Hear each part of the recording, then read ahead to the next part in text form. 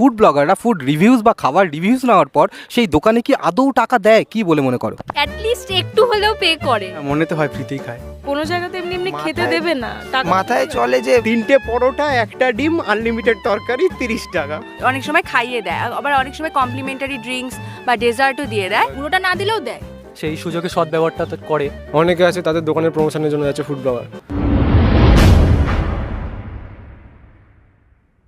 সাধারণ মানুষ হিসেবে তোমার কি মনে হয় যে ফুড ব্লগাররা ফুড রিভিউজ বা খাবার রিভিউজ করার পর সেই দোকানে কি টাকা দেয় আদৌ কি বলে মনে করো?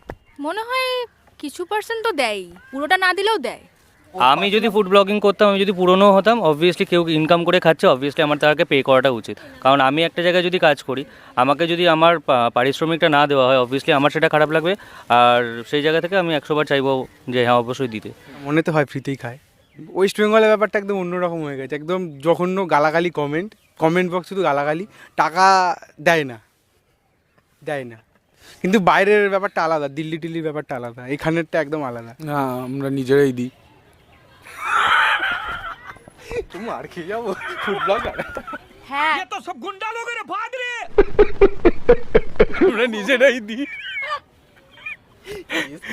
আমি আজকেই ফুড ব্লগ করে এসেছি, আমি টাকা দিয়েই এসেছি। সব সময় থাকে না, যদি ওরা কোলাবোরেশন করে কোনো একটা রেস্ট্রো বা ক্যাফে থেকে, যদি নিজে থেকে ওরা ডাকে যে হ্যাঁ আমাকে একটু রিভিউ দিয়ে দিন এরকম, তখন ওরা অনেক সময় খাইয়ে দেয়, আবার অনেক সময় কমপ্লিমেন্টারি ড্রিঙ্কস বা ডেজার্টও দিয়ে দেয়। কিন্তু অন্য সময় পুরোটাই নিজেকে পে করতে হয়। তোমাদের কথা বাদ দিয়ে যদি তাহলে বড়দের ফ্রিতেই দেয়। ওই রাজুদার কচুরি, পরোটা, আনলিমিটেড তরকারি, ওগুলো ফ্রিতেই দেয়। কোনো জায়গাতে এমনি এমনি খেতে দেবে না। মাথায় চলে যে মানে লোকের দেখে হয়তো মনে হয় যে না হয়তো ফুড ব্লগিং করছে, ভালো রিভিউ দিচ্ছে, এদেরকে হয়তো ফ্রিতে খাবে বলে গেছে। এটা প্রথম আমরাও ভাবতাম যে ফ্রিতে পাবে, ফ্রিতে খাবে। কিন্তু যখন মিশেছি তাদের সাথে বা দেখেছি, আর একটু জিনিসটা গভীরভাবে দেখেছি, কিন্তু সেই জিনিসটা হয় না। তারা দেয়, টাকা পয়সা দিয়েই খায়। মোস্ট অফ দ্য টাইম ছোটোখাটো যে দোকানগুলো আছে তারা হচ্ছে মানে রিভিউয়ারদেরকে ডেকে আনে তাদের প্রমোশন করানোর জন্য। বাট আমার মনে হয় না তারা ওদের থেকে টাকা নেয়, কারণ ইন কেস যদি তারা বদনাম করে দেয় বা এই টাইপের কিছু হয়, তখন সেটা একটা ভয় থাকে। আর তাছাড়া এখন যা চলছে, ওই পরোটা, শিয়ালদার পরোটা, বাপরে, 3টে পরোটা, একটা ডিম, আনলিমিটেড তরকারি, 30 টাকা। আই থিঙ্ক দেয় হাফ অ্যামাউন্ট হয়তো পে করে, না হলে ওদেরও আই গেস লস হয়। তো ওদিক থেকে আমার মনে হয় ওরা পে করে, আধা অ্যাটলিস্ট একটু হলেও পে করে, ওটাই আমি ভাবি। কিছুটা তো পে করে ফলোয়ার্স হিসেবে, হয়তো যাদের ফলোয়ার্স বেশি তাদের দিতে লাগে না আই গেস। আমার মনে হয় অধিকাংশ ফুড ব্লগাররাই দেয়, কিন্তু আমি বলবো না সব ফুড ব্লগাররা দেয়। তো তার মধ্যে কেউ থাকে যারা সেই সুযোগে সদ্ব্যবহারটা করে। আমার মনে হয় দেয়। আই থিঙ্ক দেয়।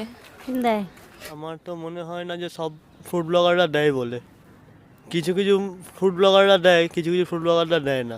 যারা প্রথম হয় তারা হয়তো দিতে পারে, কিছুদিন হয়ে গেলে তারপরে আর দেয় না। হ্যাঁ দেয়, আবার কিছু জন দেয়, কিছু জন দেয় না। ফুড ব্লগারদের উপর ডিপেন্ড করছে এটা। দোকানদার ধরো ওনার থেকে টাকা নিতে চাইছেন না, তারা দিচ্ছে, সেটা আলাদা ব্যাপার। অনেকে আছে তাদের দোকানের প্রমোশনের জন্য যাচ্ছে ফুড ব্লগার, সেটার জন্য হয়তো টাকা নাও নিতে পারে। সেটা দোকানদারের উপর ডিপেন্ড করছে, দোকানদার টাকা নেবে না। অনেক ক্ষেত্রে আছে ফুড ব্লগারের জন্য, ফুড ব্লগার ধরুন একজনের পেমেন্ট দিত, তার নিজের পেমেন্ট, তার ভিডিওর থ্রুতে আরও 10 জন আসছে, অবশ্যই দোকানদারের ইনকাম না। এখানে ফুড ব্লগার পেমেন্টটা না পেলেও তার যায় আসে না, কারণ তার থ্রুতে আরও 10 জন বা 100 জন যেতেই পারে। প্লিজ ফ্রন্ট অফ সোমনাথকে লাইক, শেয়ার এন্ড সাবস্ক্রাইব করে দাও, কারণ আমরা সবাই ফ্রন্ট অফ সোমনাথের ফ্যামিলি।